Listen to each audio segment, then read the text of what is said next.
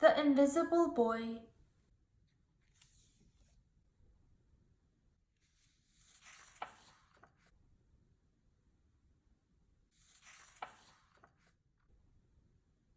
Can you see Brian, the invisible boy?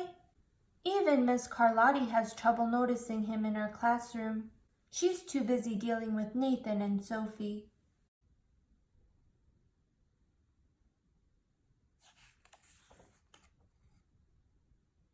Nathan has problems with what Miss Carlotti calls volume control. He uses his outside voice inside too much. Sophie whines and complains when she doesn't get her way. Nathan and Sophie take up a lot of space. Brian doesn't.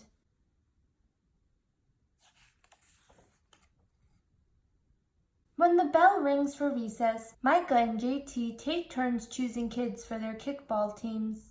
The best players get picked first, then the best friends of the best players, then the friends of the best friends.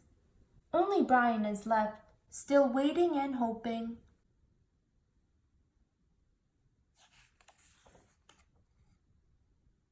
JT glances in Brian's direction and just as quickly looks away. We've got enough players for each team, he tells the others. Let's play ball.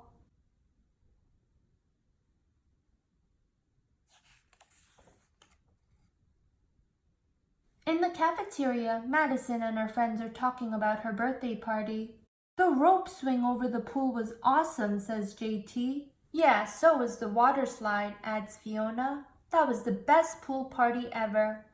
I'm so glad you guys had fun, says Madison. Everybody did except Brian. He wasn't invited.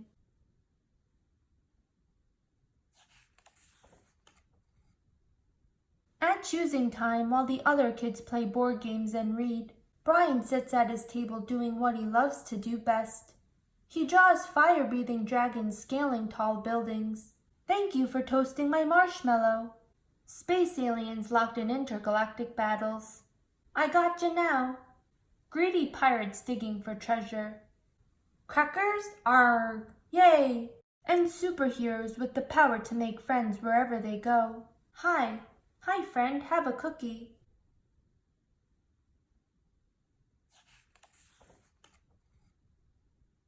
On Monday morning, Miss Carlotti introduces Justin, a new student, to the class. Brian smiles shyly at him. Some of the other kids sneak looks at Justin, trying to figure out if he's cool enough to be their friend. They haven't quite made up their minds yet.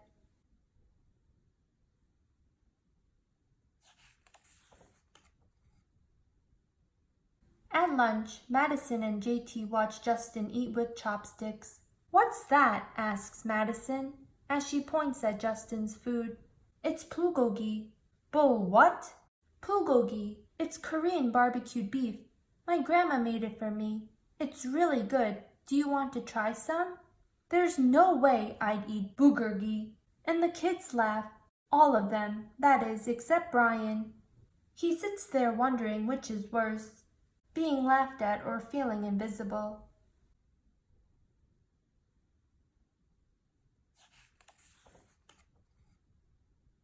The next morning, when Justin goes to his cubby to put away his backpack, he notices a piece of paper with his name on it.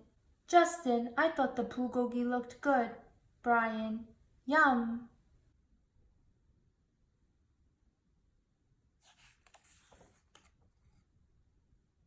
At morning recess, Brian finds a piece of chalk on the ground and starts drawing away. You're Brian, right? Yeah. Thanks for the note. Hey, Justin, Emilio calls out from the tetherball court. You're up next. Sorry, I gotta go, says Justin. By the way, that's a really cool drawing, he adds, before taking off.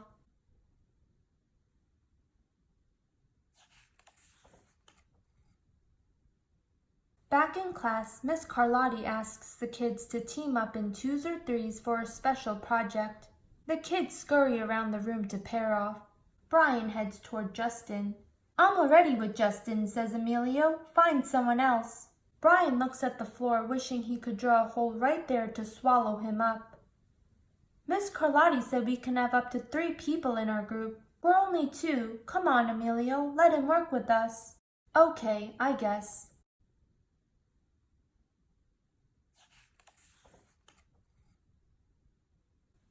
Miss Carlotti gives the class directions for the project. Your assignment is to work together to write a story about what you see in that photograph. Use your imagination and have fun. Whoa, cool, says Emilio. What kind of people do you think would live in houses like that? I don't know, but I bet Brian could draw them to go with our story, says Justin. Brian smiles as he takes out his lucky pen.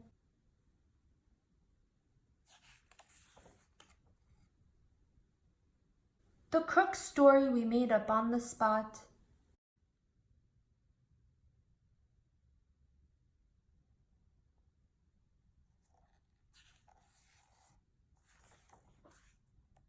It's lunchtime again, Brian's least favorite part of the day.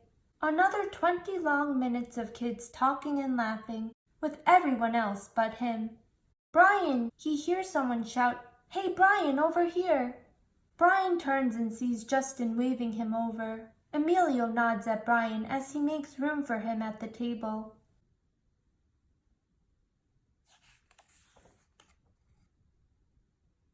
Cookie? Thanks.